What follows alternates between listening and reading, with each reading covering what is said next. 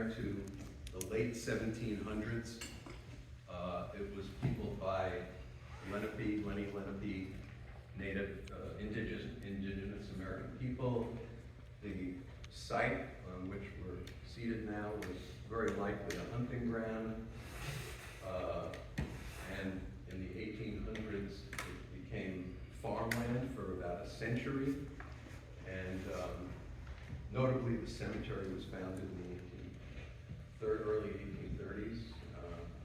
Cemetery connected the town to history, including the American War of Independence. The town remained, the grounds on which we're seated remained farmland for about 100 years during the 1800s. In the 1920s, a fish and game club acquired the land that became the rec field.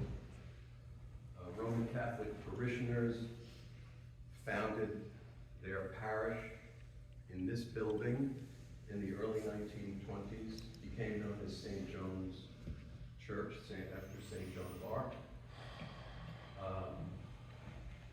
In the late 40s, the Fish and Game Club donated the land to the town. The pool came about in the 1950s. Little League was really popular here in the 50s, 60s, 70s, 80s. It's fallen off considerably now. You may wonder about the name, Andy Lee. Andy Lee was a high school, Woodstock High School student. He actually went to Kingston High School. I recently learned that until the 1960s, Woodstockers, maybe the late 1950s, before Ontario was built, students attended high school in Kingston. And Andy Lee was a brilliant high school student who was tragically killed while hunting in 1956, and the town named the field after him. The basketball courts, tennis courts were added in the 80s and 90s, but the property really hasn't had a substantial facelift in decades. And I think that's one of the main reasons we're really motivated to repair the site. We feel that Woodstock is a real world-class town. I don't have to list the things that make us a world-class town. We all know that. But we don't have a recreational infrastructure, and we're kind of pleading with everybody to get behind this project so that we can elevate our recreational resources to a world-class character, which we deserve. Thank you.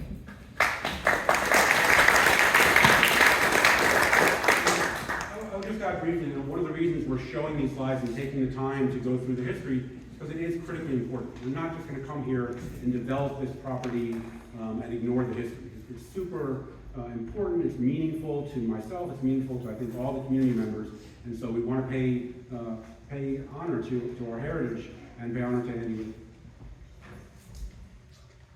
So when we were formed 14, 15 months ago, we thought that we had a 16-acre palette to paint whatever picture we wanted on, right?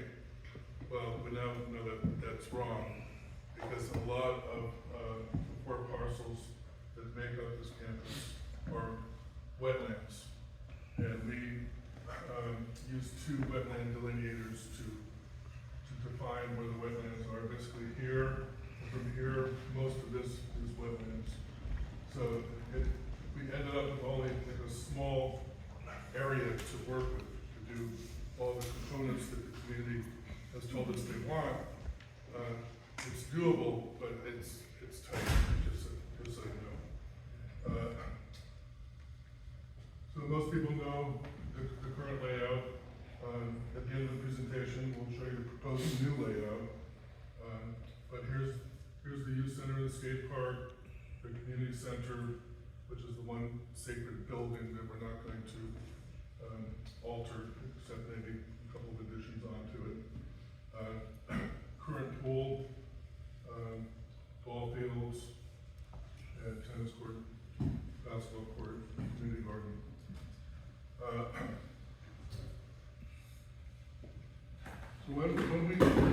formed, we thought we were gonna just concentrate on the youth center. Pretty much right away, once we started getting input from the community, we knew that we couldn't just work in a vacuum for the community center. That we've heard these refrains that for a community pull for the whole community. Seniors voice their desire for more space for that, et cetera. So that expanded the scope of our task force. But back to the youth center, there's one important resource that we haven't mentioned that we've gotten a lot of input from. His name is Patrick Acker. So Patrick has been our youth center director for almost 17 years.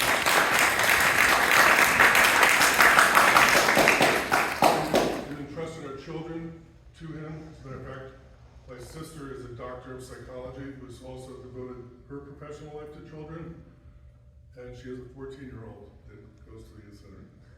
And she said, don't let him get away.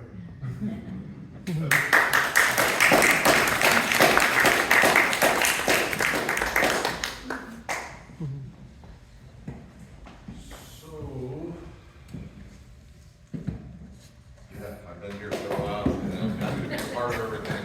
I'm happy to work with everybody's kids and do as much for the community and be a part of the town as I can. The youth center, as you can see, we're gonna show you some photos of it and its current state, things like that. The building's been around, I believe it's a youth center since like the early to mid '80s. It's provided a great resource to the community, to the youth here and everything like that. It's brought a lot of people together. And over time, the building wears down and you have to either renovate or you gotta replace. But if you take a walk through the building and you look at some of the reports that we got from like the WEC, the condition of it, just how it's worn out over the years, and then with more members coming to the youth center, we've kind of outgrown it, and in my recommendation, I would replace it. Just because when you start to think about construction and repairing things and everything like that, it just makes more sense in that way. The skate park, again, is another huge asset to the community. It's definitely worn down. I've been a part of trying to rebuild parts of it and everything like that. But hopefully when we get something in there new and bring more people in, like they said in some of the videos, a lot of the towns have things around us, but it'd be nice to put some more into our own community here. I have kids that come to the youth center that will go to Kingston to use the YMCA, and they pay for day passes. The parents have to drive no matter what the weather is, because when the kids are sitting home and it's snowing, can you take me to Kingston? Can you bring me somewhere? I want something to do. Having a place like this in your backyard, it's just a hop, skip, and a jump away. You go to the YMCA, it's $15 for a day pass. So you're there for a few hours, and $15 plus gas, travel down, travel back, all those types of things. We have all these resources around us here that just need more life breathed into them. Some updating, things like that, maybe some adjustments, whether it's an indoor gymnasium, new skate park, senior center, trying to make this whole area encompassed so everybody in the community wants to come here. And then what that does is it brings all these different generations together indirectly. You can have a walking path going around where everybody's out there eating or hanging out and stuff like that, and they get to see each other and watch their kids while the adults are doing something and the younger kids are out there playing around. Build the gymnasium. I know that not everybody believes in that or whatever, but we also have a population of kids that age out of the youth center that don't always feel included in some of the things around here. And one of the big things for that age group is playing sports, basketball, and other things like that. So to have a facility that is available to everybody, so they don't have to drive into town, or into Kingston or anything like that. It's right here in its own community. So that's my deal. As you can see, it's just been some time here. The place is, we do what we can. We get couches donated and things like that. It definitely needs, paint jobs and stuff, but at this point, we don't really know where we're headed. And I hate to pour money into this knowing that we can put money into a new project and give the town so much more. And also with the numbers growing, that building has kind of become a little too small for what's going on. Kids are out there, they're hanging out, outside for some fresh air, they tend to come over to the pavilion. But a majority of the ones that come there, they wanna be supervised, like, they wanna leave home, they don't want mom and dad watching them, or their guardians watching them, but they like to be in an environment where they feel like they can interact with each other, but still be kids and have that, that leisure, that freedom. It's like a step, you know what I mean? And that's where the youth center comes into play. It's a step for the parent to relinquish some of that freedom. It gives the kids that freedom to kind of grow a little bit, to socialize and interact with each other, which I feel is very important. And then if you start incorporating all these other things around here, now they get to interact with the community a little bit more and things like that. So, Right. yeah. But that's where I'm at with everything. Right. Joseph? Patrick, could you just comment on the utilization of the building recently and how that has really increased? Yeah, you know, I'll be honest with you, I know that we're in Woodstock and we want to do this for all the Woodstock kids, but I can tell you right now, I've had kids come in from other areas from Kingston, Saugerties, people that come from out of state, they come by here. Everybody talks about how great this place is, how important it is. Our numbers are increasing. We have, like I said, people coming in from other areas because there's a New Paltz Youth Center. There's a center in Rosedale. There's a Boys and Girls Club in Kingston. But this place, everybody that's come here says that they wish they had this.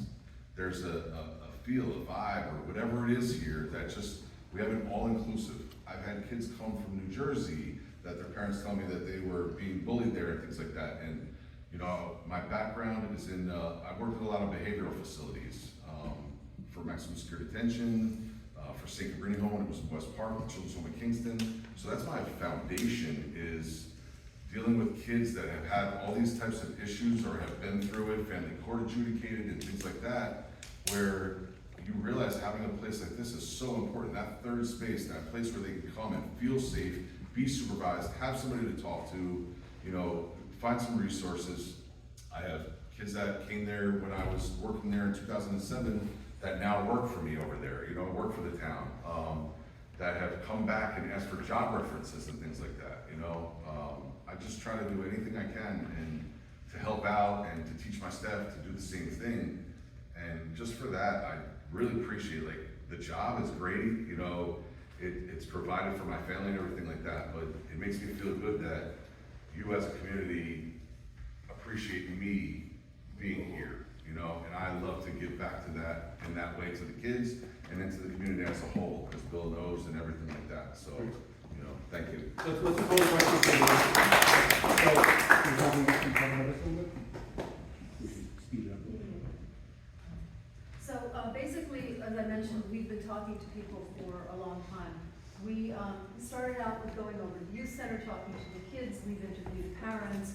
We've had informal meetings prior to EDR coming into the picture of talking with people who use the sports fields. We invited groups from the Farm Festival, Rotary, Historical Society, Library, School Board, Town Board. And what that culminated with was, after we did all of this outreach and EDR was hired, then EDR came in and did 2 full days of focus groups, group by group by group, and with fire and police, with parents, with seniors. And so they ran the focus groups as well. Some of them were repeats of groups we'd already spoken to. Some of them were new, but we had the town hall for 2 full days, and they came in and listened to the community. So these are things that what we're seeing now is basically all community input that we grouped by youth center and youth center related, by fields, including farmers market, and then also by pool, and then other things that were suggested, but we didn't put them in ranking because they were largely programming ideas for the youth center. And then we had other suggestions, things like water slides and ice skating rinks and roller skating rinks. We wanted to put them here to give them their due, but they're not necessarily all in this master plan. Jackie?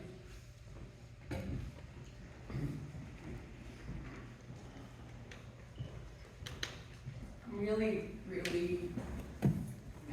compassionate about this issue.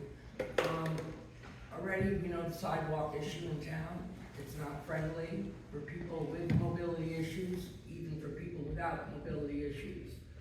This can't happen with this project. So I'm definitely gonna be keeping an eye on ADA, working with everybody. I'm very familiar with Titles 1, 2, and 3, which include state, federal, city, towns, villages, and ADA regulations that must be followed upon either renovation or such a project like this, obviously. Sometimes things get overlooked, and that's sort of where I want to position myself, to make sure nothing gets overlooked, because everybody should be included, not excluded. Grounding is important, parking is important. There's so many things, and especially, like this was a picture, I've not sent Ben some really good pictures of Kasaki, which is only about 30 minutes away from us. They just renovated both of their parks. They have an excellent job was done. I was floored, my jaw dropped a little bit. I've never seen such a great job done. The grounding is perfect. They used recycled rubber tires, but there's other better padding, grounding that's good all year long.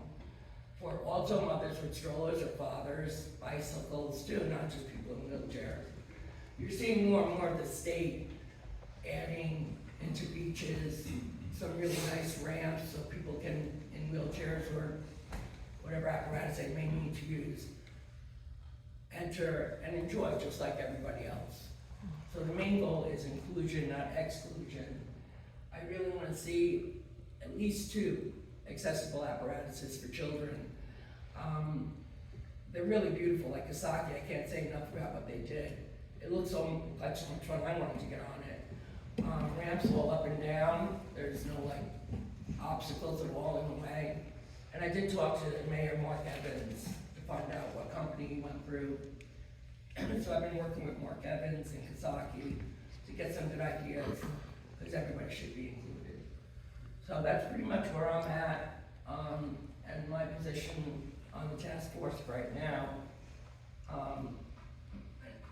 I just don't want to see anything else.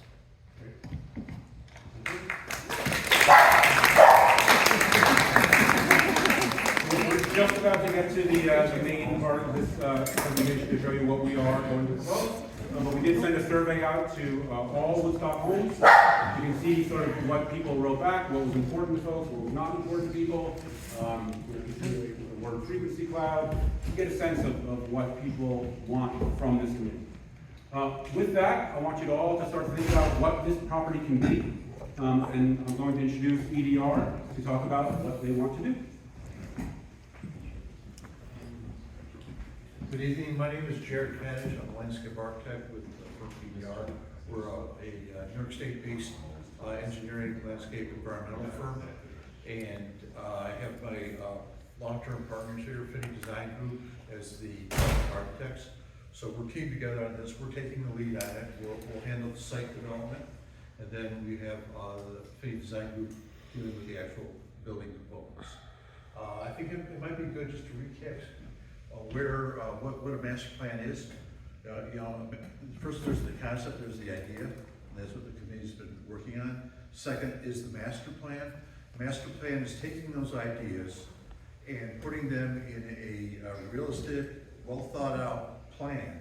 It's still a first step, it's an early step that leads to the other steps, but it's a very important document. It's very important when you go for grant dollars and fundraising, because it shows that the ideas are vetted, that the public's been included, so your input is very important in advancing the project. So that's what the master plan is. Next step would be what they call a design development or schematic phase, but that gets a little complicated after that. But right now, we're looking at the big picture and looking at the big picture with a lot of realism. So we're going to do a drum roll here, but keep in mind, this is a process that is ongoing. Nothing you're about to see is set in stone, but after a lot of thought and everything we've talked about through this whole presentation, this is what we've come up with. Ben, can I just ask a question? You kind of skipped over the chart right before this, where the survey results, Yeah. you kind of flashed it and then off it went. Is there anything that we should know about that would help give us context as we see the plan? Well, you can take a look at it. I mean, basically, it's pretty clear that people want the youth center improved. Yeah, and it needed to be print, so if you talk through just a little bit of that, I know you're trying to rush through things. I mean, talk through all of And this. not all of it, but I mean, just some highlights. I mean, the highlights are pretty self-evident, right? I mean, people want to see the youth center improve. After speaking with many different groups, it's very clear that the building needs to be replaced. We don't think, no one thinks that it can be renovated at any reasonable cost. Farmers market, very high on the list. And I would point out that I spent a lot of time in Ithaca, New York, and a big portion of how we're thinking about the farmers market is based on their extremely successful farmers market in Ithaca, which we think can be a great meeting place for the community. And by far, you saw from the video earlier on, a pool. And everybody wants to see a pool that they can use, not just the one that's there. And then if you walk through, almost everything in here, we were able to include. And to the great appreciation I have for these folks, we gave them this very exhaustive list of a lot of things that we wanted to be able to put in here, and they were able to do it. So you can go through this, and obviously this will be available to you. We can give you all the numbers we got. But this was, the survey was one piece of it. The other piece was all the time that we spent talking to as many people as we possibly could. So combined with that, we get to the next phase of the project, which is this master plan, showing what people want to see. Okay, thank you. Just on that note, I live in a multi-family home, Yeah. so we got one mail-in. Okay. No idea where it went. Apologies about that. No, Again, that's okay. I mean, you might not understand that, but I believe that a lot of us live in multi-family homes, Yeah. so I'm not sure if anyone filled out that survey. I did not get to participate in the survey because it was just gone. I could have been more proactive. I just see things I would, it's not too late. We're here to talk to everyone about what they want. great, We're thank gonna you. make sure that's, front and center. Nothing that you're about to see is what we are 100% going to do. We want more input from everybody. And to the survey, there is a billboard out there, a rather large sign anyway, that has a QR code on it. Any of you can scan that with your phone and take the survey. So with that, drum roll, and here is the master plan that we have come up with.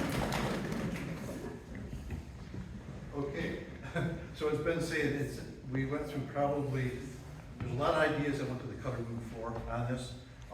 It's a very exhaustive program, and when I talk about a program is the different uses, not how it's used, but so much what the uses are, be it a pool, be it a baseball field, and all that.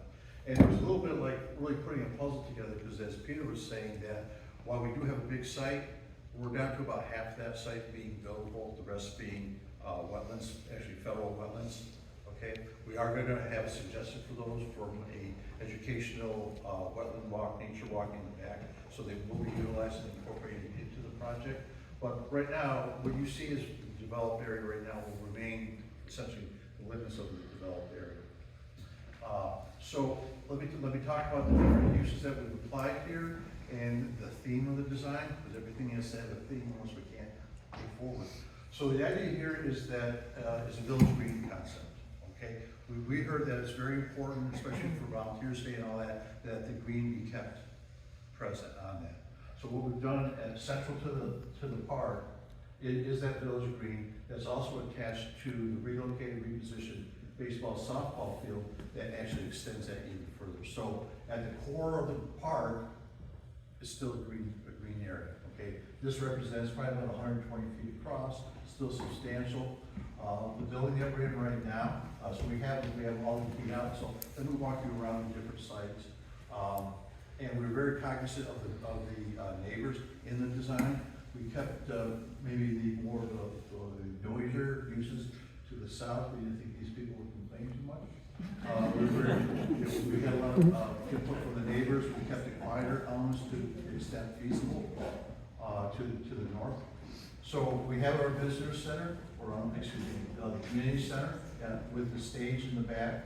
So that stage would be enhanced. We'll talk about that in the architecture as we move forward. And there's also with that, there's the senior rooms that have been attached to that. Just south of that, we have a indoor pool facility adjacent to an outdoor pool facility. Next to that, we have the very active, which we have a basketball court, outdoor basketball court. We have an indoor a gym with an indoor court. We have the youth center, the skate park, and that's all. A lot of that, one of the concerns with Patrick's is that there's high visibility and eyes on at all times. So we worked a lot with the configuration. We have an access drive that goes to the back for handicap accessible and other things, and also emergency vehicles. We took the baseball field, which was over here, we've now flipped it, put it down in this area. This gave us the most space as far as allowing for the rest of the site plan to develop. Once again, that continues that green area to a large area. So it's a northwest facing batter's eye. These are not these are tennis courts and pickleball courts. They're new ones because they're over here right now. This dark area represents the wetlands. All right, those wetlands go up north. We'll have another plan that shows that. And this is that pathway, that nature trail that would go through here. And where we have it go through the wetlands, we were perceiving that would be like an elevated boardwalk, 1 or 2 feet off the ground to lessen the impact to the wetlands. Circling around the north, we have the, item 10 is the community gardens, vegetable gardens. Next to that, we have a complex of a children's splash pad, children's adventure area in a wooded area, somewhat wooded area. We recognize the importance of shade, and shade become more important. And so that is a complex of splash pad and children's adventure area. Next to that, we have the farmers pavilion. We got a little playful here, we did a little basket of trees that kind of represents an orchard, and also providing shade for the pavilion. That pavilion we see as a multi-use feature also. Coming around, we kept the parking, pretty much it worked out the best to keep the parking up front, all right? Right now, there's, this plan overall shows about 75 spaces here, with another, say, 10 to 15 spaces over here. So we're just shy of 100 spaces for the overall park. We heard a lot that the whole frontage of the park right now is pretty dismal. There's a lot of terms applied to that. So what we've done is we've put a green band there, and what's really important is the pedestrian walkway that goes along the front too. So it's a tree area, probably about a 20-foot wide green area with shade trees, lit up so you can see in from a safety standpoint. And then also we met with some of the veterans about the memorial there and what they would like to see. This is somewhat of an isolated element. So what we've done is we've taken the fence that kind of keeps people out, we've taken that to the back of the area and brought the memorial forward. So as you come into the park itself, you would walk closer by the Veterans Memorial in that area. A few things I just wanted to add to what Jared said. One of the things that personally has been the most surprising working on this project is how well utilized this building is, particularly by the seniors. I had no idea how often seniors are in here for exercise classes, art classes, all sorts of things. And so a big part of this was giving them more room. I was shocked seeing how filled this room would be throughout the week. And so right out this door here, you will see a relatively significant addition for the senior center that I think is critically important. Another thing that Jared talked about, we think that the curb appeal is also really important. One of the things that's important to me is to have people come to this town, visit, but also want to stay here, want to raise a family here. I work in town, I see families come all the time, all sorts of tourists. We want them to be able to walk by this and say, oh my God, that's incredible, I want to raise my family here. So the curb appeal, this whole area in the front is super important. As you mentioned, the parking, we're almost doubling the number of parking spots here. We assume that this will continue to be an important spot for voting, for seniors, etc. So we enhanced the number of parking spots for right here, particularly the handicap parking. And you have this area here that drives all around, becomes much more useful. And the final thing about this memorial here, right now it's a war memorial. Actually, I think it says war memorial on the stone over there. And when we met with the veterans, it was very important to them that it not be a war memorial, that it be a veterans memorial. And so part of this plan is to really change the wording of that stone from war to veterans, and to plant 5 trees that each represent the 5 services in the armed forces. Next slide, we can talk a little bit about this part here. So we're going to zoom out a bit. This is an older plan here, but what this is the extent of the wetlands, and then how we're using them for a pretty extensive trail system. And that's the limits to the development that would occur. So anything in blue is a wetland area right now and would be retained as a wetland. And let me just add a couple of things to this slide. So when we first looked at this and we first found out that this 6 acres was available to us, we were all really enthusiastic about what could happen there. I think almost all of us, myself included, growing up here, we always think of the rec field as this. We had no idea that this was also town property. And initially, the first number of weeks, we were like, oh, we could do this there, we could do that there. And it turns out, for lots of different reasons, we're not going to really be building anything back there other than walking trails. It doesn't disturb the neighbors here. We don't have any kind of access or anything changing on the road that goes through right here. We don't have anything more access coming back from Elman Lane or anything else like that. We're just keeping it here. But this trail system, I think, is super interesting and important. We think about it as sort of all these orange lines. You know, you could have someone who wants to take a short little stroll around, coming around here. If you want a little bit of a bigger loop, you can take the loop around the tennis courts and walk that way. And if you want real exercise and go into the nature here, you can walk all the way up here to a pretty extensive trail system. So we think that's a really important part of the plan, and it doesn't involve building anything in any kind of wetlands. For those of you who don't understand the extent of the wetlands going north, it leads almost all the way to Glasgow Turnpike. It borders on Patricia Lane, which is a little road that comes off of Glasgow Turnpike. It doesn't reach Glasgow? No. I was gonna ask you where Glasgow was on that. Glasgow would be like right up here. This is all Patricia Lane. And Joseph only almost got caught in the quicksand. Very well. All right, so we're going to continue again. I think the next few slides are super interesting, and then we'll get to some other images as well. So we're turn over to the architect. Ed? Questions at the end. If you don't mind, we'll get the questions at the end, okay? Not too much longer. Thanks, everybody. My name's Ed Anker with Finney Design Group. We're based in Saratoga, New York. I run our Troy office with Tara Porter-Galarza. She's here with me tonight as well.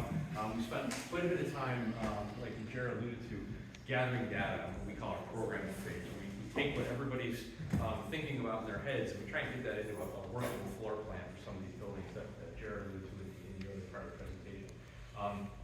I'm going to go through this kind of around the site plan, the same way Jared kind of went through his presentation, and talk you through kind of our first pass. And again, nothing's set in stone right now, but our first pass at incorporating all the things that we heard from the community into what the buildings might look like and how they're going to feel and how they're going to work. So what you're looking at here right now, this is the actual the indoor pool portion of the project. This is a 25-yard, 6-lane indoor pool. This facade actually faces directly out to the main road, which is nice. We incorporated a lot of glass. We do what we call precedent study, and that's basically getting some images pulled together so people can understand kind of what we're thinking architecturally. Again, not necessarily exactly what this is going to look like, but we're kind of going in that direction.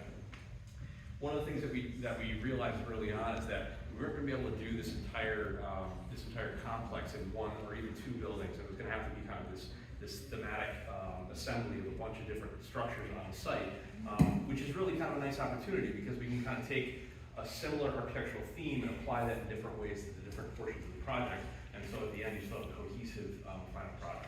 So this is the pool. We have alluded to a soaking pool, senior pool, exercise pool to the northern side here, and obviously restrooms and storage and mechanicals that would be necessary for that.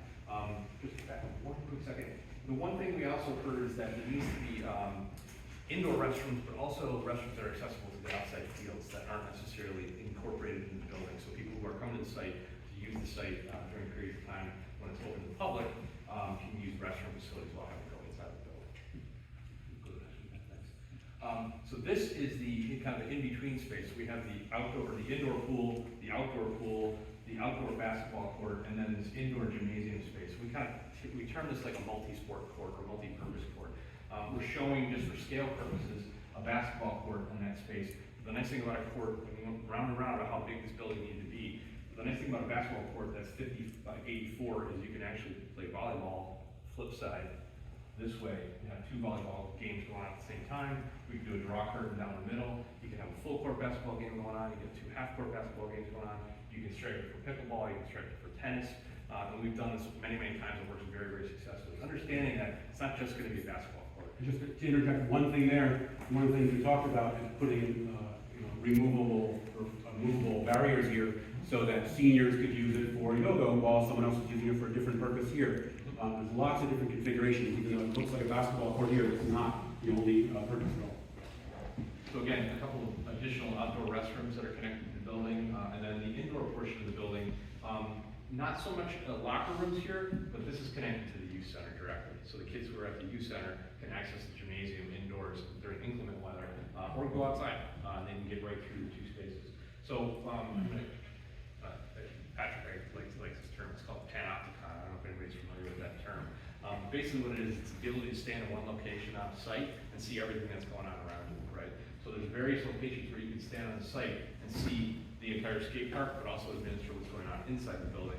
Obviously Patrick has limited staff a lot of the time, and so they need to be able to do they need to be able to observe a lot of square footage with very few people. So that's kind of the rationale for why this is trying the way that it is. So large center meeting area, and then kind of lockable breakout spaces for TV and media rooms, quiet rooms for study and after school stuff, music rooms. We've heard a lot of potentially for acoustically isolated music rooms and practice rooms for the kids. We've got a lot of things that we're trying to jam in this building. I think we've gotten to a pretty good point with those two constructs. This is probably the largest single construct on the site. The orientation is really critical because we don't want to make that site feel so kind of like caved in by buildings, because these buildings are big. Gymnasiums are large buildings, and we struggled a little bit with where to site it. And working with EDR and our team came up with the best possible alternative to get these buildings on the site, but still let the site feel open. And we'll show you, that's a pretty awesome rendering. We'll show you what Just to interject one more time, I think it's super important. I have an 11-year-old. Patrick talks a lot about the lines of sight. And when you were over there, you cannot really see what's going on at the basketball courts down at the other end of this field. You can't see what's going on at that pavilion. And there's lots of discussion for people who don't know that pavilion. Some not great things happen down there, and I prefer my 11-year-old not do not great things over there. And so by moving this thing around, we give the people who are working at the youth center a lot more sight lines into checking what they're doing. You guys can still do something, but not too much. What's the distance now from the cemetery, where you want to start at the back of the building, cemetery, to where the youth center is? What's the distance? Because he talked 120 feet, that you're gonna have on the field later We'll go on. back to the site plan. I can point that out when we get a little further. Thank you. We'll come back to all that. Yeah, it's a good question. So the other kind of construct on the building, again, keeping with that kind of Woodstock agrarian theme, is the farmer's market pavilion. So we put together a farmer's market pavilion that has the ability to pull trucks directly up to the backside, whether it be sprinter vans or even box trucks for the as Peter said earlier, the cabbage cast and bring the stuff in. And they can actually have a vendor row down the center. People can mill in, use the indoor pavilion to kind of access the farmer's market. This can also be accessed from the outside. This is facing the field, so you kind of get that open, almost like this tree-lined assembly of structure that will be covered for the farmer's market. It's not an indoor building, it's sort of a hybrid and intended to have a farmer's market be open somewhere between sort of April, December-ish, longer than the current farmer's market, and certainly not in a parking lot where there's a lot of dust and not such a great environment. If you don't mind, we'll just wait till the end if we could. So the bandstand is connected directly to the backside of the existing community center, so right out the back door here. We realize that existing deck that's out there right now doesn't really serve its purpose as well as it possibly could. So we're creating this kind of open bandstand that has slightly elevated, that faces the expanse of the field, that green, the village green that Jared alluded to. These are just some precedent images of, this is actually in Tupper Lake. This is constructed. It's a really successful outdoor venue that they use all summer long, even in the fall. So picture live music, speakers, movie night for the community, all sorts of things that you could do with that facility. There it is.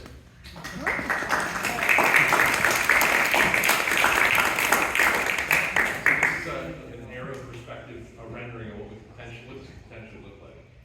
Just kind of walk you through, you're actually looking at the backside of the softball field. These fences may not be permanent all the time. Sometimes they take those fences down when they're not using the ball field, when there's not games going on. So you can use this as a large open area. This is the kind of children's adventure area / splash pad. And then back in here is where you can see the market pavilion. Up in the front here, this is the existing community center that we're in right now, and the bandstand that you can see right there, which opens out on the field. The indoor pool on the front corner there. Part of the reason the pool landed in that location is because it's a little bit lower in height, matches the street facade a little bit better, it's not so overwhelming. And and then the large outdoor indoor gymnasium, the outdoor, basketball court slash pickleball court, basketball court, lives in this in-between zone. The outdoor pool kind of next to it, and then this is the youth center right here.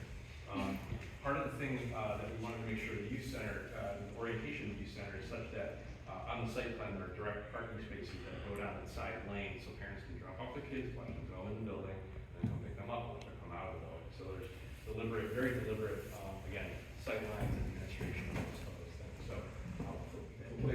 yeah. Something that's important to the, is public restrooms, facing green, so if you're out visiting that on the green area, those restrooms are accessible. There's a lot of questions, I promise we're almost done, we'll get to Q&A in about 2 minutes. So we promise we'll cut the grass a little bit shorter. But the idea here is, you come out, grandma can kind of walk around this path right here. You can go and grab a sandwich and go into the field or into the shade area, having a sandwich. Someone can walk all the way around the whole field for exercise. It's much more of a campus feel, again, for the whole community to use. This is a little lower level perspective, to give you a better idea of what that expanse will look like. One of the things we were concerned about was it's going to feel a little bit too tight through that zone. You can see from the renderings that we really put these in the model that there's a lot of room there. It feels very helpful. Just a different perspective, kind of down the lane, bandstand at the end. This is the gymnasium, the pool complex out front, and then the community center. So this is the view, if you were standing at the current basketball courts now, looking back right at where we are, that's what you would see. Closer in. You can see the farmer's market here, again, these are initial designs, but very open space, lots of open light. We learned a lot talking to the folks in Ithaca and what worked, what didn't work, and we think we can really have a successful farmer's market there. That's a better view of it. Yep, this is standing out on the street, looking back towards the building, you have the gymnasiums, the bandstand, and existing community center. One of the other things that we heard through the conversations was creating covered walkways in between the buildings, so that in inclement weather, the buildings don't necessarily need to be connected, but they can be protected when we're moving from building to building. And importantly, this is the senior center, so this would be walking right out of the kitchen right there, and you walk right into the senior center. This is actually- building is the senior center. This building would be connected to this building. So that door right there would walk into more rooms that are roughly the size of this room itself. And that's for seniors. Correct. The senior center. So which building is which on that picture? So this is the pool, okay, indoor pool. This is the kind of corridor between, and then this would be the addition that would be from the senior center. If you're standing in the parking lot, you'd walk in here, and you'd either go right into the pool, left into the senior center. If you'd walk right over here, you'd end up right in front of this building. So, last thing I think we should highlight is how we're thinking about the priorities for this. We're really thinking about it in kind of 3 top priorities. The main priority and what we were assigned to focus on first is the youth center. And so the top priority is going to be the youth center area with the pools, the skate park, the parking areas, as well as the senior center will likely be part of that as well. The second area is essentially everything else excluding the pools.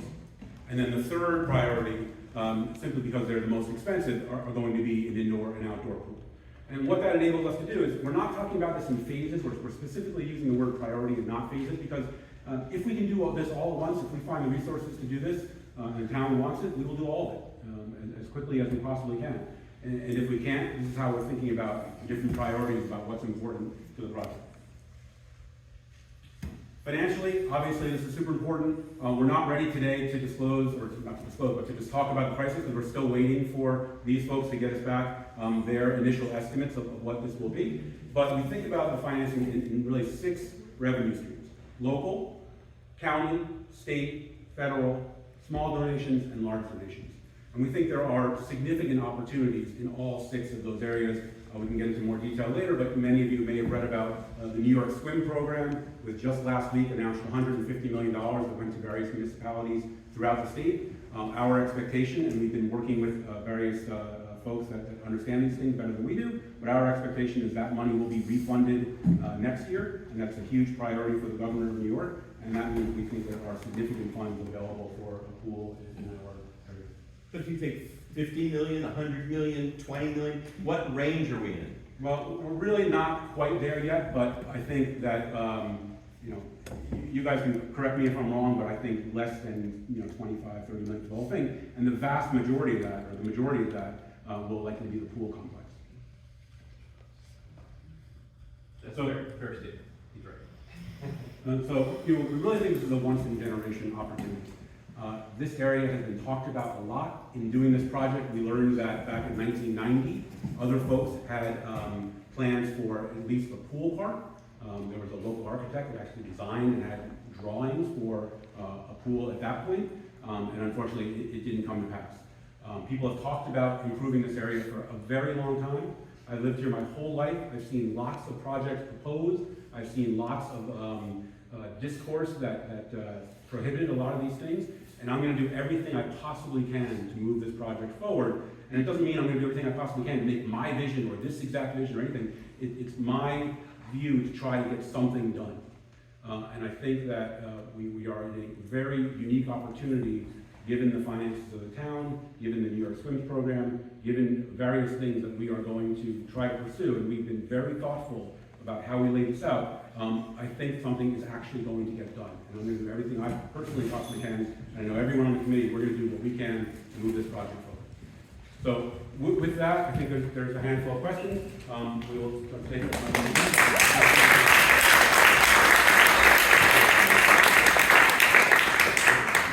I just want to mention that this PowerPoint, there is a Youth Center Task Force page on the town website.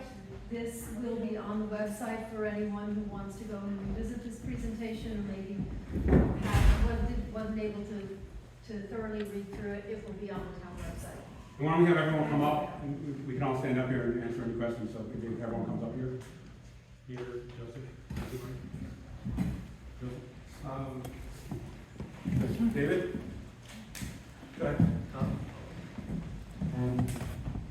Number one, I think it's a brilliant idea that you came up with this plan, Ben. I mean, you should be commended by the town for doing Well, such a great thing. everybody came up with this idea. Well, everybody. When I was a kid, I swam in that pool. It hasn't changed. Okay? Peter's family and my family have been in this area for hundreds of years, and we love the community. I think this is totally brilliant. I have one issue though. This town is, when the guy did the pizza place down there in town, he has 6 parking spots, 4 of which are for handicap accessible. So what I would like to know is, what's the proportion of handicap parking to regular, not handicapped people parking, and how will it be close to the buildings for handicap accessible people, and how will that parking design affect the overall feeling driving down the road?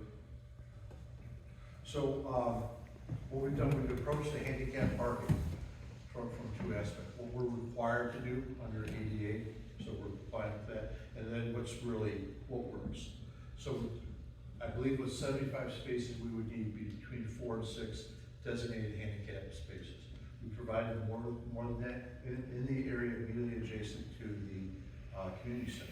What we've also done is say they're not handicap accessible, but they're wide. A standard parking stall is 9 by 18. We've shown them at like 10.5 by 18. So there's extra space there enabling you to get out of the vehicle. So we approach it from 2. And we do have, we're almost doubling the number of parking spots. And importantly, I think right now, this is a mess. When every planner that we brought to this area, they looked at that parking lot and were like, how did this happen? Right? There's no thought at all. What we're doing is making it almost like a school drop-off right in front of the key areas here. So there are actually parking spots right here that likely will be handicapped right in front of the building. There are going to be a lot of handicapped right next to the building. But then there's also this really nice drop-off area that doesn't exist right now. And the last part of my comment is to the architectural firm. I think you really nailed it for everyone in the community. And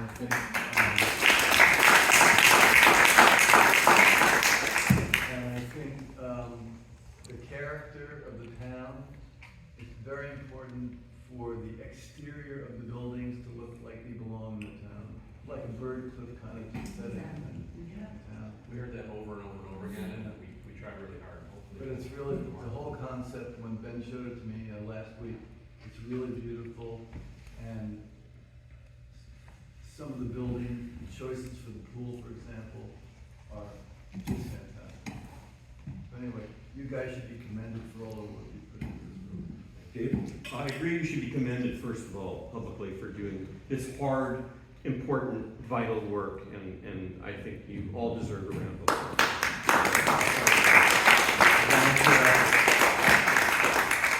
Two questions come to mind.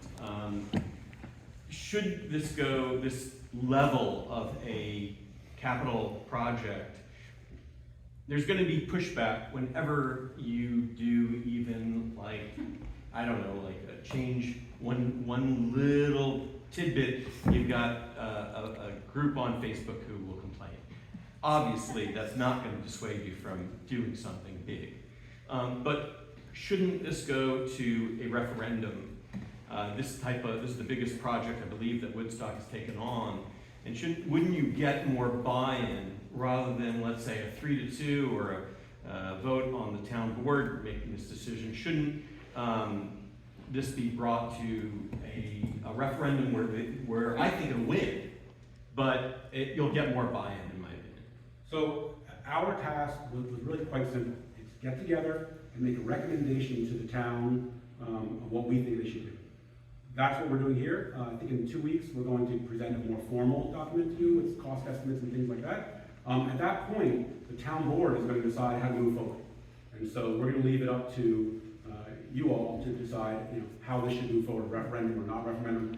We're not really going to get into that. We're trying to be as apolitical as we possibly can. So, that's the answer to that. What does the town board is supervisor going to think? decide what to do next. He's right here, what does the supervisor think? I'm going to address it for a minute, Ben. Okay. So I would say a couple of things first. The price tag, we're looking at 15, 20 million easily. In my 20 years on the town board, we've done close to $15 million in capital improvements. Next year, we will pay off one big bond, and we'll have one bond left of $400,000, which will take about 6 or 8 more years to pay off. So we did all that work, and we've almost got it all paid off. Everything, all the projects we did, every time we borrow money goes to a referendum. So this would go to a referendum to the public. We've always passed. I think the public has seen that we do a good job with these projects, and I'd be happy to take it. I'm hoping we get a referendum next year. One of the problems now, they changed voting rules. So, the first referendum I was involved in for the highway garage, we had it in this building with a little box, and you came and checked off a piece of paper, yes or no, and put it in the box. It's a little bit more difficult to do that. So a referendum might have to wait until November, but we're looking into the possibilities. If I could just add one thing, and Laura Rickey, town board, is that the town boards before me had done a great job with the buildings in town, and I view this as the last big project. I mean, back about 20 years ago, this building was a mess, the highway garage was a mess, the town hall was a mess, the Cromwell property was a mess, and boom, boom, boom, they have all been either renovated or redone. So I think this is, let's just get the last thing done. That's my opinion, is this is the last huge project that I think needs to be done, because we've had a great trend of improvement in town. The other thing that I'll just mention is that last meeting you discussed something of a poo-poo platter idea where there'd be phases or as options, and I don't see that happening. It seems soup or nuts. No, we made a real firm decision to not present a whole bunch of different options. I just don't think as a committee, decided that wasn't the right thing to do. But again, every single thing you saw here, nothing is set in stone. Everything's going to be, sort of evolving from this point forward. But the 3 priorities, I think that really lays out what's important to the town. But yeah, you're right, we're not laying out options for everyone to pick and choose, we just didn't think that was the right thing to do. It clearly was problematic and challenging for the library, and so we learned some lessons from that, and we spoke to some of the folks there. Hi. Thank you again for putting all this work into this. Your next proposal that's more formal, I would love for it to include sort of the positive impact, economic positive impact to such a placemaking project as this. There's potential for profit center generation where maybe it's free to residents, but we certainly have plenty of tourists coming in that would want to access this beautiful facility, what it would mean for the businesses who have the opportunity to be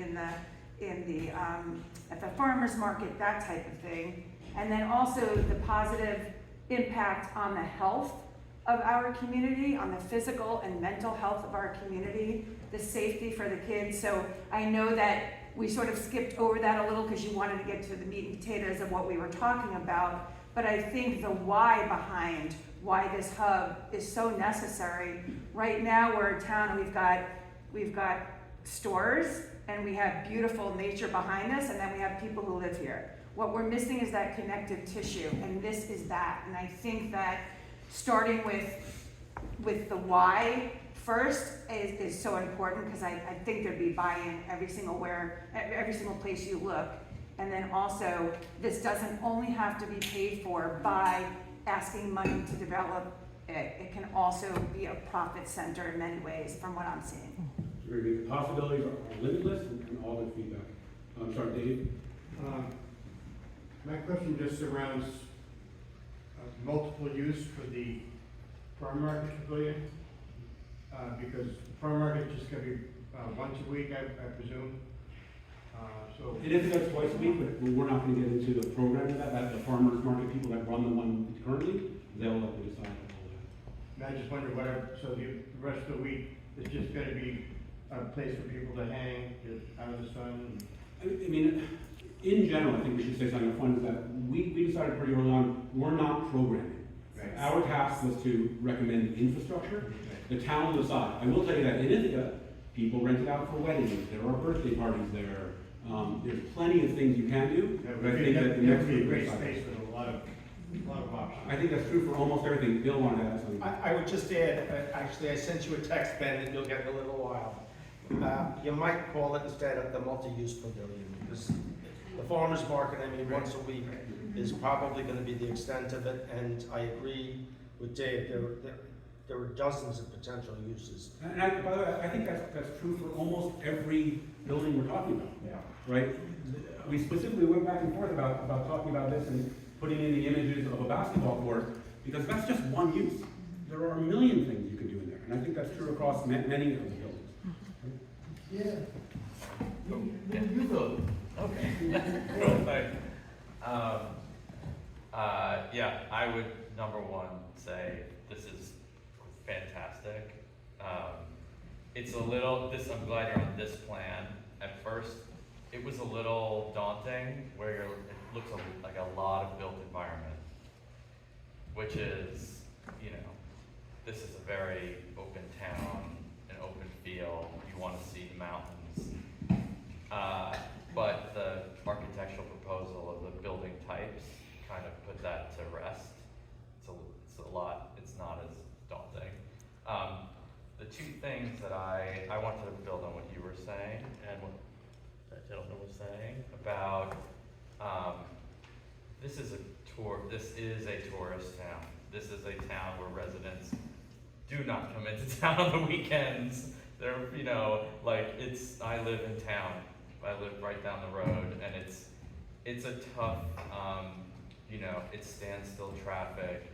This is going to make people stay and linger and be in town longer and need that whole other parking lot be part of this and create safe road crossing that doesn't, it's not just, a bunch of ducks looking at their phones, and there's gonna be a lot of implications for this town. It's not an Arkville or whatever where, there isn't that presence.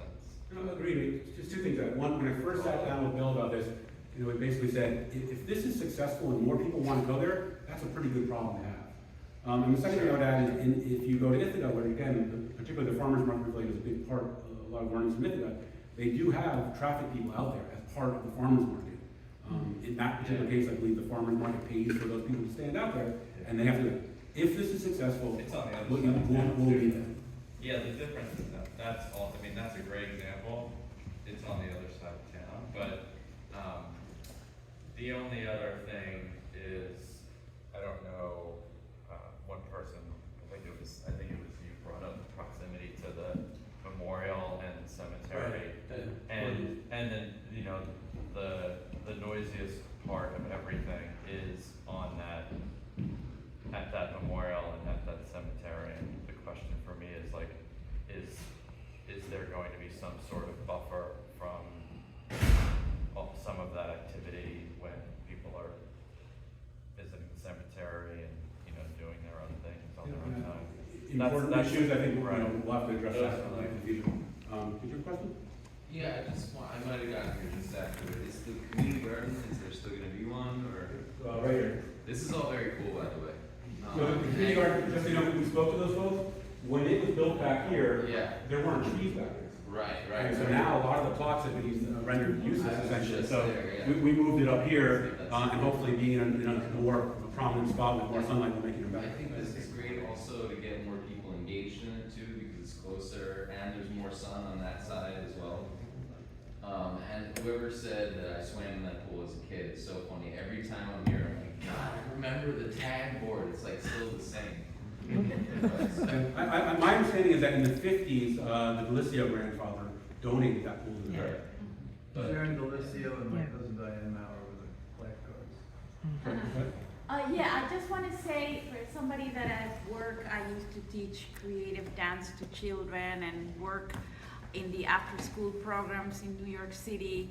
And when I first moved here full-time, it was depressing to see the adolescent and the children sort of hanging out on the street, doing drugs and getting drunk. It was depressing because, I mean, in New York City, like my two sisters were growing up there and they had so much activity, dance, photography, swimming.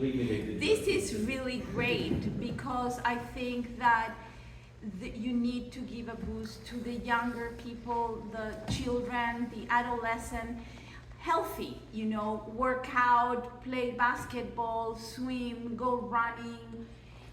Apart from the library, which is sitting down and reading, which is good, but young people need exercise and it's gonna be very good for the young people so they don't get into drugs and into trouble. That's what it's very important to have these. And it's one of the reasons I'm pushing personally so hard for an indoor pool despite the cost, is because all that's true, it's also true in the winter. Right? And so right now, in the winter, if you can't afford to go skiing or if you don't like skiing, there's not that much to do in this town outside and just to get together. Yeah. Even if Sorry, you I don't do promise the right up here. basketball court first, it's good. I just wanted to build on what my neighbor said.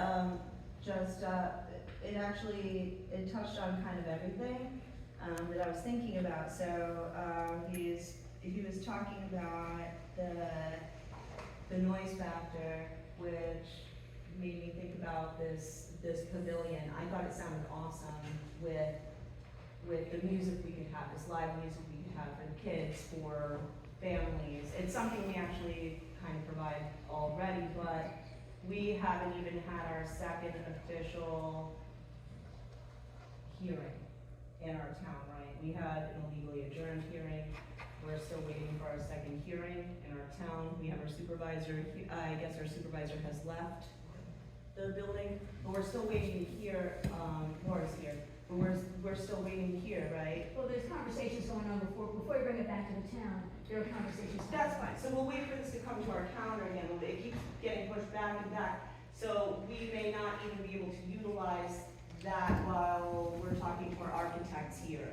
What our decibel level is in general. So we've got that, we're talking about our farmers market space. That's something really great to communicate with Complete Streets, other commissions and committees that don't communicate with each other. That's a really great thing to hold together. This could be the glue that what you're doing right now to get our town talking. This is a great project, it could be. But we haven't had that traffic study in our town since pre-COVID. It's like 2018, we're passing the buck from DOT to Woodstock. So, we can't figure out who's going to paint lines, who's going to, have no parking on one side of the street where, we just had a bike accident on, Tinker, you know, who's responsible for what? But we do have a lot of communication problems. That's the resolution. So we need to have our board cohesive so they can have better communication with our town and with you. But these are really great ideas. I'd love to see this happen. Thank you. I just want to call on Maggie, and if it's okay with you, I just want to point out that Maggie initially worked with us very closely, hugely influential on this project, super, super helpful, and just a great resource. So thank you for everything you've done. Yeah, so I worked for like the first 9 months on this project when we were really starting to just think from blue side, but just to say, I have an 11-year-old and an 8-year-old. We live about a quarter of a mile from this spot. The traffic is what it is. I don't feel safe with my kids necessarily walking down Rock City Road, but what is so key to me about this project, knowing that we can't solve all the problems at once, but the fact that climate change is a huge factor with wanting to stay cool in the summer. I know the New York Swim Project, that was one of their big reasonings for wanting to have pools, is because it's getting hotter. We need to stay cool. And also just the resiliency of the environment. I'm kind of a plant nerd. I walk around this plot and I love it, but there's so much invasives here. There's so much room for natives. There's so much room for pollinators here. And there's also room for entrepreneurship and ecological volunteering. There's so much in this project where it can be a closed system, where the same people who are using it are the people that are maintaining it. So I just think it's a great thing for our community, and I'm so excited about what these guys did after I had to dip from the group because yeah. Thanks, man. And thank you, Task Force. You all have done a tremendous job here. I see some folks in the audience from Simmons Drive, and you listen to us, so thank you from Simmons Drive. This is Simmons Drive right here. Yeah, and just as a backdrop, my family arrived in Woodstock, having aunts and uncles here for generations. This past decade, we loved Andy's Field, and what early take we have on this evening, really, I'll share this with my daughter and my wife and our neighbors. I think it's something to get really jazzed about. There will be growing pains. There will be, perhaps we'll need a light at, right there on 212 and traffic folks, what have you. But at first glance, thank you again for all this. I think speaking for the group, we're thrilled to hear that, and we really, I think all of us put a lot of thought into Simmons Court and Elwyn Lane, and there were options, and we thought that this plan has worked so much better than disrupting it. So I'm thrilled to hear that you're I had a couple of questions, and great job, it was very impressive, so fingers crossed that we're gonna go full steam ahead. But in any event, the questions that I had, first of all, Volunteers Day, we have fireworks, so I guess people can still see them over the buildings? Yeah, absolutely. Okay. But again, to your point, when I first saw this too, I said, oh my God, there's so many buildings here, but really, this whole area is very open, even though it looks like there's a lot of things here, but they're all very open, and none of this exists right now. This is concrete, basically, and a tennis court, so I don't think we lose much in terms of feel, concerning the. It is small, you're just small. Okay. The next question I have is, as you do the memorial area, when you talk to the veterans in the veteran area, on Memorial Day, everybody parades up and then they're all in that area. You said something about fences, but people are still gonna be able to access it. Where were the fences with the The fence, there's the decorative metal fence that's in front right now, that goes along the sidewalk. Right. So the memorial is enclosed in the fence. We're saying we're gonna take that fence and move it to the back, just give them a benefit back. So it's actually more accessible? Yes. We're gonna open it up. And we met with Terry Bradenstein about this, and I had a concern that, more exposure could be, or risk for, vandalism and whatnot. He likes it. He likes the way it. we're closing it. Terry will take care of it. Okay, so the next question I had is, you mentioned pickleball fields, so just to recap what I'm seeing, you have 2 outdoor tennis courts, you have an outdoor basketball court and a gymnasium, which could have an indoor basketball court, the indoor pool and the outdoor pool, so where would the pickleball courts go? So again, the indoor gymnasium is fully multifunctional, and maybe Ed, you could talk about that. So the way that we handle that on the inside of the building, we stripe the floor a little differently. So each of the courts have a different color associated with it. So the pickleball courts probably would be indoors, not outdoors? It could be indoor, we can do it in the outdoor tennis courts as well, they get striped both ways. Right, okay, so it's gonna be multi-use, lots of stripes on the floor, you just have to know which stripes you're using. Yeah, like, you play a few times on these, and you put them in gymnasiums and in school all the time, kids just understand that, we put the sleeves in the ground for the volleyball court, so they can just drop them in. It makes sense. Currently, Laura, the tennis court right now there's pickleball net out there. So we would pretty much have a better tennis court that's still multi-use outside.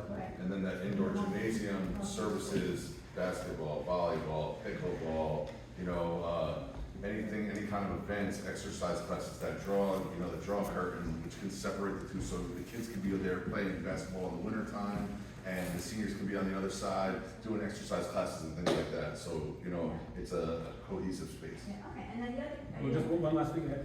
Yeah, so my part of the reason I know a little bit about this, my background is in K-12 educational facilities. I did all the work for Kingston Central Schools several years ago, all the renovations that we did there, both indoor, outdoor, you name it, we touched it. So I about 20 years of designing gymnasium spaces, and it's nice, because I haven't been able to do that in a little while.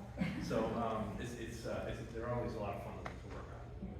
Lots of different ways to skin those cats. Okay, and then we don't skin cats for that. And then that picture, my other question was the youth center. So the one wing of that is the youth center. So my question for that is, I've been in the youth center, and Patrick does a great job with everything. But I know that in today's youth center, the kids have different spaces. Like they can, as I recall, there's a pool table and a ping pong table. And they have little rooms where they can watch a video on a kind of bigger screen. So as we're looking at, and since you're involved, you're probably happy with what you see there. In terms of all those things that the kids can do today in the youth center, you're seeing all those available. I didn't see where the pool table's gonna go with the ping pong. So that big grand space there, we can design that how we see fit. We'll get to all the logistics of the complete layout, which is what we've talked about later on. Basically what this is these are spots right now that are created.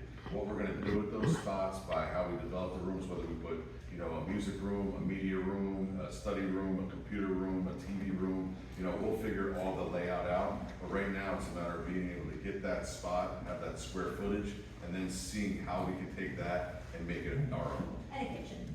Oh, yes, absolutely. Also, I want to speak a little bit too, Laura, because one of the main things we got from the kids directly was they want it to be homey and cozy like it is now. So we know that we can make it functional, we can make it new, but we can also create intimate spaces that are easy to be comfortable at the same time. It's like win-win across the board. And then one of the other things that is involved in this one that we don't have right now are the overhang porches. So the kids can actually still, in the snow, the rain or whatever, where they're leaving the youth center to get out of the building and come over, they're hanging out here or they're hanging out there. Now they can just go out on the porch, still be in an area of supervision, but still have that freedom as well, Well, excellent job. One other detail, sorry. We envision a lot of those inner rooms to be glass on the side, open to the main space for supervision. It could be closed off or not, including Patrick's office. Draw curtains, but this way we can open things up and still, be in one kind of room and just look around and kind of have a good feel of what's going on. Oh, absolutely. Well, we're very well thought out. In the back of the Yankee side? Yeah, so I'm just wondering, I know it was called the Youth Center Task Force, and I'm just wondering, do you guys, we know things take a while in the town of Woodstock to get done and plans to actually finish, and this is a giant plan, right? Is there a backup plan that just includes the youth center getting fixed and getting finished? So again, we talked about it in terms of those three priorities. priority number one is the youth center and the associated buildings with that. So, No, but separate from this, in case this does not get approved or is not funded, is there a plan for the youth center to be fixed? well, we're just presenting this plan to the town board. They'll have to take it from there, but we didn't create a renovation plan or anything. There's no backup plan? Not from us. Well, but my belief is, you've got the different buildings, so if only the first priority were done, you would do the youth center building on this plan. Correct. So you would build all the buildings if all three priorities get funded. If not only get funded, you'll do as much of this plan is funded, because the priorities, to me, kind of matches different buildings. Correct. Yeah, that side's concern is the fact that you have the youth center needing to be replaced or renovated severely, and that it's gonna get lost in the process of this monstrous project. Is that about right? Absolutely. And by the way, we are going to get this done. This is gonna happen. I've been in this town so long, heard so many things. I'm gonna do everything I can. I think we're all gonna do everything we possibly can to make this actually happen. It's not just gonna be a drawing. I appreciate that. So it's not an all or nothing proposition. Yeah. Like, we're not gonna let, like, the building of an indoor pool, preclude us from improving the youth center. Cool, thank you. With regard to the town of Woodstock, everyone in this room loves the town of Woodstock, loves the character of the town of Woodstock. The social history in Woodstock was based around the church, the various different churches, the Lutheran Church, the Methodist Church. When IBM moved into town, they wanted to change everything, and no one was paying attention. Most recently, the character of the town was modified by a bunch of people who wanted a $5 million library. I called up the Board of Elections on the day of the election, and I asked them, how many voters are in Woodstock?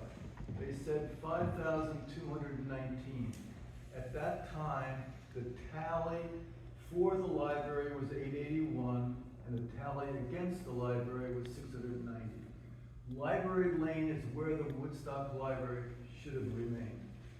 The one benefit that you have going here, which is a beautiful design, it's in the middle of the town, and it provides community for young people, families with young families, people with young families, and senior citizens, and it's just a wonderful thing.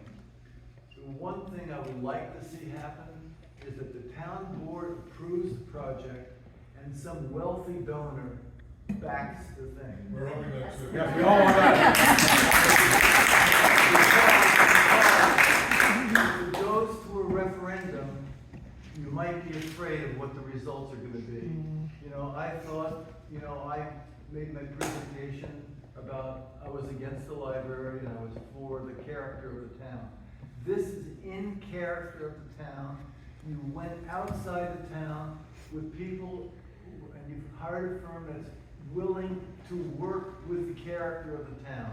And that's what we need. We just have to get the cooperation from everyone, and hopefully a rich person will just say, here's 25 million, don't worry about it. Peter did. So, I'm sorry, you've been waiting a long time back. How many spaces are you thinking of doing for the farmer's market? I think we spoke with you and the farmers market folks, and what we were told was about 20. Yeah, it's a little bit more than that.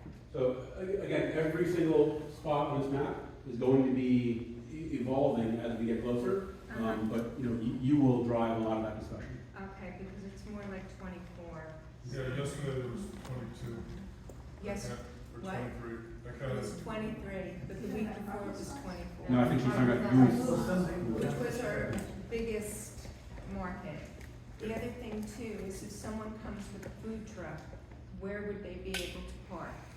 Yeah, we have, in the area of the pavilion, where you can see there's like a gray area on the floor, the expanded area, the outline of the, Yeah. You can point.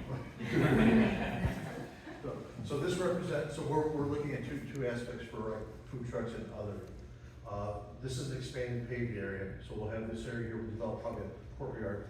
Then this is the parking area right here, so that could also be the food truck. Food truck there. How many would we How many food Two. trucks? It could be two, Yeah. the most. We can easily accommodate that adjacent to the, what we just need to do is provide for maybe electrical service or water. Mhm. The other nice thing about the way that we designed the plan for the farmer's market pavilion, a multi-purpose pavilion as it were, it can easily creep a little bit further down, still allow access for the vehicles along the edge, not block the field per se. I mean, that could be, in 5 years or 8 years, you say, well, we need 15 more stalls, 20 more stalls. Right. God willing, that's a great problem to have. This pavilion is expandable both directions. Well, I think the reason why they said 20 is a lot of the vegetable people take up 2 spaces. Yep. And it's Yep. very important at the market. And they need That's to- the You reason. can also do additional tents outside the pavilion. Sure. And again, all these details, like right now, this is master plan, right? And I learned that phrase, but this is big picture, we'll get into the details there. Go ahead. How do we stay informed? Sorry? How do we stay informed? Well, we're gonna work on that, but we have it on the town website, we'll likely put this. Yes. up, I think. Yeah, We'll put- there's an email address too, right? There's an email address, and you know who all we all are now, you can find anyone of us. So there's not like an email list, like where you guys would blast out information, just, We don't have that. What we do have is a page on the town website. Like if you go to the homepage and you look on the left, it's alphabetized down at the bottom. Click on Youth Center Task Force. This presentation will be there. Also, they gave us an email address. It's youthcentertaskforce@woodstockny.org, and every town entity is woodstockny.org. would you consider starting like an email list just so, everyone can be abreast of developments and how we can advocate and get more Well, so one of the involved? interesting things here is we were put on this about a year ago. Mhm. We were basically told, what is your recommendation that the town should do? We're gonna deliver that final recommendation to the town in just a few weeks. Yeah. After that, the town's gonna decide, all of us, but the town board is gonna vote, how should we move forward?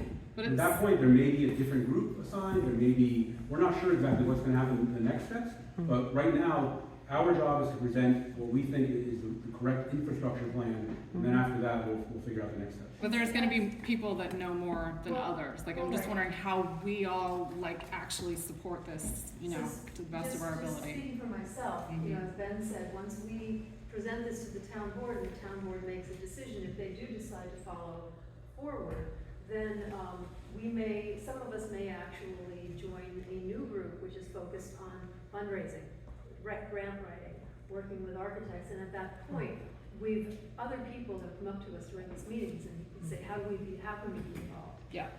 Right, our task force will officially disband in 12 days when we make our presentation to the town board. That phase of our work will be done. Then what happens going forward from there, we don't know. And some of us will join another group to try to get it funded, or we don't know what's ahead. Yeah. I mean, if you need Check help the with town that, website for now, it's the email, that email address and the town website is the best. And we will also use our own individual social media to put it out on the various Woodstock Facebook groups and things like that, once the town board has weighed in. I just wanted to say that when you're on the town website, sometimes there are announcements and they're right at this, you get on the website and they're right there. So if there are things that were announcements for the community to know, they normally do show up on the website before, and you wouldn't have to go to a certain page, because you go on the website and there's whatever the announcement of the day is, if there is an announcement that makes sense to post that way. yeah, and is there a date for the board, do we know when the presentation is happening? Yes. September 7th. September 17th. But we don't know, we don't set the board's agenda, we don't know whether they will actually take a vote on that evening or what they will decide to do after that, that's up to the town board. Yeah, I'm just wondering, can we do anything You to, can come to the town board meeting on the 17th. Okay. To support, that would be great. okay. And again, we have this time between this meeting and Sunday. If you have specific issues you want addressed before we get to that meeting, feel free. Again, I mean, it's not the end all Just be all. about getting the word out and, Yeah. letting We're trying to them do know. We Thank need- you, we need- this is awesome. We need support, because a lot of these plans, just sit on a shelf for 30, 40 years. That's get their impact. We really want to get this done. The next incarnation of the work that we do is open to all of you. And you'll have the opportunity to do what we did in the last year. So stay informed and show up. I think tonight was difficult. Tonight I had to make the choice between going to our planning board meeting, which started at 6 p.m. And I'm a pedestrian, so I chose to come here at this building instead of walking up to 45 Como at 6 p.m. with their complete agenda. I took a gamble. Neither one of you is Zooming this. Everything should be available on Zoom, and then all of our community members here would have the option to participate in both, or at least view what was available information-wise to all of us. So that's what I'm working on, and what I pitched to Bill, Laura, every single one of our board members ad nauseum. I'm almost there. I got Bill's word on Friday. He's backtracking a little bit. We're gonna get there. Any other? Thank you. Thank you. Good? Right. Yeah, you say, we wanna make this a place where people would wanna bring their families and live. I think they do. I think people do. You don't have to raise any, you don't have to put any promotion out for that to get people here. We all want it, you know? And, are you serving the town, the seniors and the kids? That's the main thing. But I mean, that's it. Are you serving this town? Or outside coming in, outside people coming in? Are you gonna have enough capacity for these people here that live in the town first? And then, that's next. I don't like being like that. No, But it's a small thing, you know, and it's to serve us. Again, we're here, go ahead. The one member of our group that couldn't come here tonight, Jason, has a 2-year-old, and he and his wife are considering whether they want to stay in Woodstock or go back to Brooklyn. To where? Go back to Brooklyn. It's flooded over there. And a project like this would impact their decision. If we can save our elementary school, that would impact their decision. So our thinking of our group is, we create something really special to bring the community together, make it more attractive for young families to stay here or move here. Maybe we could have it all, including. And also, to your point, I had a conversation with Jim Franco, who's the Olive Town supervisor, because there's an Olive Town pool, and that's open only to residents. These are program decisions that would be made by people other than us down the line. Yeah, because when they asked about the spots, handicap, I'm like 6? And I'm not the genius, but I mean, Any other questions? Well, can you, I'm sorry. Let me go here, Laura, and then you. I'm sorry. Just a power plant. Did someone in the architectural team discuss the power plant, or hopefully green power plant? I don't see any solar panels on that drawing. Could you discuss that? So, one of the main focuses of our firm in general is a sustainability focus. Everything we do, we're working on a lot of net zero projects right now, projects that generate all their own solar. We're actually designing our office in downtown Troy right now, urban renewal that will be completely off grid, will be net zero, generate all its own power. We endeavor in every project to get to those lofty goals. We don't always get there. There's costs and impacts associated with doing that. However, there's opportunities here to look at geothermal. There's opportunities here to look at either air source or ground source heat pumps. Anything we do here would be non-fossil burning, will be all electric. Whether we do solar panels on some of the roofs, that's a possibility. There's lots of grants available for that work as well. Yeah, a lot of money a lot of private money for public good. Yeah. Including, I think, an organization somewhere nearby that might be interested in that. But could you put on? Maybe I suggest that you put some solar panels in your renderings. I think you will attract more. And also some other, maybe some verbiage about your green. And actually, what's that, Laura, correct me if I'm wrong, I believe this building is geothermal. Yes. And so likely you would tap into that in some way? Yeah, I'm sure you guys will figure that out. Put solar panels because just as a representation. Sure. You could do do something later, Yeah. that, got it, I'm sorry, and I know people have been waiting, but you've been waiting, I think, quite a while. I just have a question, and thank you, this is very exciting, but could you go back to the one where the overview? The trees along Rock City Road, where is, you mentioned a walkway, where is that, like where you can walk to town or towards? The sidewalk The sidewalk will still be. And that continues and connects past the cemetery, correct? Okay. I'd like to say something. And are these trees gonna be evergreens, or do we know that at this No, they'll be point? deciduous. So in the winter, it'll be bare trees with a big parking lot? It'll be trees waiting to have leaves and.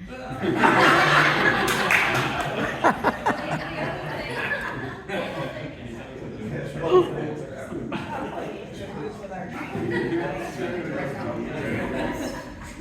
we do have like controlled entrances, there's three controlled entrances into the park. Right now, it's just go out where the Market Street. So that's where the green strip would be, an entrance at the south by the Memorial, midway, just past the, entrance, and yes, so three. Where's the far other south. one? Far north. Yeah, cause there's all houses there, so I'm just considering my. Yeah, I think what would be a consideration that is where that is, so there's not headlights going into the house. Yeah, And just increased traffic. if we could eliminate that and add some more parking spaces, that would be. Also, it's deciduous, We were very reach concerned about the parking lot. No, I talked about that, I mean, mentioned about the lights on the house and everything. Something about a traffic guard too, that sounds like a lot of traffic on Roxbury Road and. I mean, there will be more traffic on us road if, if people want to go here, so that is an issue. And I just wanted to jump in about the plans, we did talk to people who are involved with pollinated pathways, complete streets, so we're thinking about not just trees, but habitats for pollinators and the opportunity to do that along the perimeters. You know, the front is just like wide open right now, so a lot of those sections that you see there, there'll be sidewalks there, so safe travel That's from this great. area towards town, which is a big thing that's been brought to our attention repeatedly. Yeah, one last thing, how far is the pavilion from the street? Like, I see it visually, but how far? Where the guardrail is. The end of the pavilion is at the backside of this building. Okay, that's where it starts or where it ends? That's where it starts, then it goes in. So it's It's kind of like where Home's Lady. Okay, thank you. Maggie? Just because we brought up those specific trees of where the youth center currently is, yeah, actually closer to the street. But the trees that are currently there around the youth center, there's a number of balsam poplar trees. There's documented evidence in the Woodstock Historical Society that balsam poplars were planted there by an enslaved person who was enslaved on this property by a man named John Wigram, who lived in a house that is in the same spot that now the former Wild Rose Inn is located on. That's where John Wigram's house was. And there's documented proof that he enslaved 3 people for about 10 to 15 years on that spot. Tom Wigram was freed in 1827. He planted balsam poplar trees there. He stayed in the community after he was freed. He was still living here in the 1860s. So in terms of like the history of this site, those are also trees worth maybe preserving 1 or 2. Well, I don't think we didn't know about that specific event. It's hard But- history to hear, and it's hard to talk about, but it's, yeah. Well, it's That's good to great. hear That's it now, and it gives us the opportunity to tell you that we have spent a lot of time discussing bringing the history of Woodstock into the project. And in terms of things like historical kiosks and, things like you might see on the Shokan Rail Trail, a little tableau with the history of the spot on which you're standing. And also incorporating materials from the area, like bluestone, into the walkways, for instance. I'm just throwing some things out. So we're very aware of that, and it's the reason we chose the barn theme for the architectural method. I'd like to So- make one general comment, that's my turn. Which is that people resist change. In this room tonight, nobody said, I like it the way it is. But other others already have said that, including my brother Randy, who I love dearly. And I share his sentiment. I love it the way it is. But we can't have it both ways. You know, we can't make these improvements for our youth, our seniors, our community without change. And as we said earlier, we ended up with a small footprint to do it all in. So we're not gonna have the big expanse that we have now, the beautiful field that we do have now, if we execute this plan. I asked Ed the question, like how many people can that lawn in this configuration accommodate? And Ed has a formula based on, you know, people per square foot, and you still get 2,000 or 3,000 people on that field, not including the ballpark. So it's bigger than it looks. So please help us sell it to the rest of the community. But also, get your brother on board. And what is 2,000 or 3,000 people? It's like when the Dalai Lama visited. Right, which was the high water mark for this field. Yeah. And also keep in mind with the current field that we have right now, if it rains, you're not using that field. That field, look at the ball fields right now, they're overgrown, they're barely utilized, so to cut down to one and put things in that the entire community can benefit from, and things like that. You walk across that field right now after a rainstorm and you will be muddy and soaked and everything like that. That field's currently holding a lot of water, so, you know, I'm sure in the development, all these details will be addressed. Any last? Don't push the water up the hill to us. We had someone else do. We'll make sure it goes down. Well, just to help wrap it up, on the 17th, is it open to the public? Does it help that we're here supporting it Yeah. Yeah. and All town board It's an meetings are amazing open. Yeah, the town board meets on the second and the third Tuesday of the month. Right. We meet at 7 o'clock at the Como building. Okay. And, sometimes it's the fourth Thursday, it depends on how long the months, you know, where the Thursdays fall. I meant this specific, But anyway, this 17th. month is the 17th, so it'll be the 17th. It's an open meeting, anybody from the public can be there. When there's a public hearing, everybody in the room gets to talk. This is not a public hearing, it's a public presentation. So if you wanted to have it, be sure that you can speak, you would want to sign up at the beginning for public be heard, because public be heard happens in every meeting, and the first 8 people that sign up get 3 minutes apiece. They get to speak at the end of the meeting. So the supervisor may or may not take comments during the presentation, but because it's not a public hearing per se, he can choose to do that or not as he chooses. But if you do want to speak for sure, sign up at the beginning of the meeting, come to the table, look at the list, put your name on the publicly heard list, and the first 8 people get to talk 3 minutes apiece for publicly heard. The supervisor will probably take comments, because he often does with his presentation, but he doesn't let everybody in the room talk, because it's not a public hearing. So, anyway, that's kind of how it. A quick question for you, do we want to encourage people who would want to support this meeting to go to that? Or is Sure, that- they don't laugh. They know it's But I mean, is that important to you as a board, like to hear people come, or would you, doesn't matter? I can't speak for every board member. I'm 100% for this. You've seen me at as many meetings as I could attend. I've been to a lot of them. I'm certainly 100% for it. I know Bill is 100% for it. I haven't had specific conversations with the other 3. So would they be swayed by more people clapping? I don't know. It wouldn't hurt, I would think. Okay. What about the upkeep of, pools and over the years, where does that money come from?